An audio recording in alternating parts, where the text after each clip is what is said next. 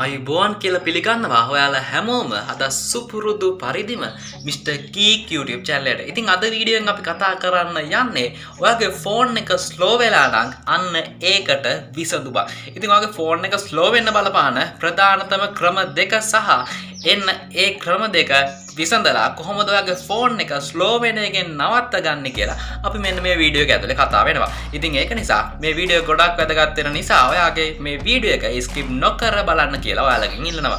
හරි එහෙනම් ඒ මතක් කිරීම එක්ක වැඩි කතා නැතුව අපි යමු වීඩියෝ එකට. මෙන්න මේ ක්‍රම දෙක මොකක්ද කියලා. අපි යමු වීඩියෝ එකට.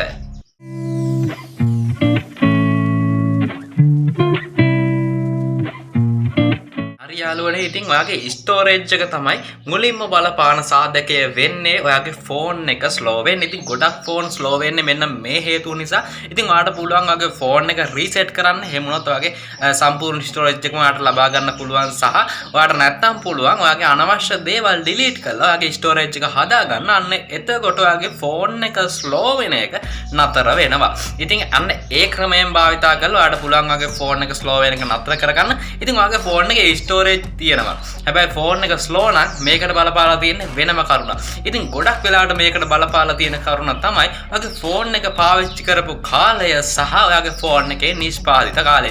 ඒ කියන්නේ සාමාන්‍යයෙන් ඔයා හිතන්න ඔයාගේ ෆෝන් එක ඔයා අවුරුදු 3ක් තිස්සේ පාවිච්චි කරනවා කියලා. අන්න එතන පොඩි ප්‍රශ්නයක් වෙන්න පුළුවන්. මොකද ඕනෑම දෙකක ආයු කාලයක් තියෙන නිසා.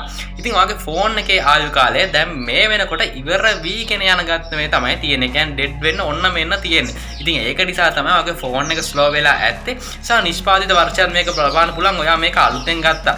ඔයා සාමාන්‍යයෙන් දැන් මේ ෆෝන් එක අරගෙන මාසයක් වෙන්න පුළුවන්. හැබැයි නිෂ්පාදනය කරලා තියෙන්නේ 2015 16 වගේ නා. දැනට ඒකට අවුරුදු 10ක් විතර වෙනවා. ඉතින් ඒතකොට නිෂ්පාදිත වර්ෂයක් මෙන්න මේකට බලපානවා. ඉතින් මෙන්න මේ නිෂ්පාදිත වර්ෂය සහ ඔයාගේ ෆෝන් එකේ කාලය පාවිච්චි කරපු කාලය අතර මෙන්න මේකට බලපෑමේ සාධකයක් තියෙන නිසා ඔයාගේ ෆෝන් එක මේ වෙනකොට ස්ලෝ වෙනීමේ අවදානමක් තියෙනවා සහ ස්ලෝ වෙලා ඇති. ඉතින් ඒකට විසඳුම මොකක්ද කියලා දැන් අපි බලනකොට ඔයාලට කරන්න පුළුවන් ලේසිම විසඳුම තමයි දැන් මම මේ කියන්න යන්නේ. ඉතින් ඔයා මුලින්ම යන්න ඔයාගේ Google එකට ගිහිල්ලා ඔයාලට පුළුවන් මේකට ගොඩක් වෙබ්සයිට් තියෙනවා. මම එක වෙබ්සයිට් එකක් විතරක් මෙතන උදාහරණයක් විදියට ගන්න. ඔයාලට පුළුවන් www.ikman.lk කියන වෙබ්සයිට් එකට යන්න. මෙන්න මේ විදිහේ ඉන්ටර්ෆේස් එකක් ඔයාලට බලා ගන්න පුළුවන්. Wavy ඉන්ටර්ෆේස් එකේ ikman.lk ඉන්ටර්ෆේස් එක. ඉතින් මෙතන ඔයාගේ account එකක් නැත්නම් ඔයාලට පුළුවන් account එකක් create කරගන්න ලේසියම Facebook account එකක්, email account එකක් හෝ Gmail අපිට Google account එක හරහා ikman.lk account එකක් හදා ගන්න පුළුවන්. විනාඩියක් වගේ යන්නේ. ඉතින් ඊට පස්සේ ඔයාලට පුළුවන් ඔයාගේ ෆෝන් එකේ පැහැදිලිව ගත්ත ඡායාරූප ටිකක් අප්ලෝඩ් කරන්න සහ ඒකේ description එකකට හොඳ description එකක් condition 100%යි battery 100%යි අරක 100%යි මේක 100%යි කියලා හොඳ description එකක් දාලා මිල විදියට සාමාන්‍යයෙන් අද ඔයාගේ second hand price මිලට වඩා රුපියල් 1000ක් හරි අඩුවෙන් මිලට දාලා ඔයාලට පුළුවන් ad එකක් post කරන්න. ඉතින් post කළා තප්පර ගාණක් විනාඩි ගාණක් ඇතුළත ඔයාලට call ගොඩක් ඒවි. ඉතින් ඔයාලට පුළුවන් ඔයාට ගැලපෙන ගාණකට අතේට ඔයාට හිතන පහසු හොඳ ගාණකට ඔයාගේ phone එක sell කරන්න. ඉතින් sell කරලා ඔයාලට පුළුවන් අලුතෙන්ම brand new phone එකකට යන්න.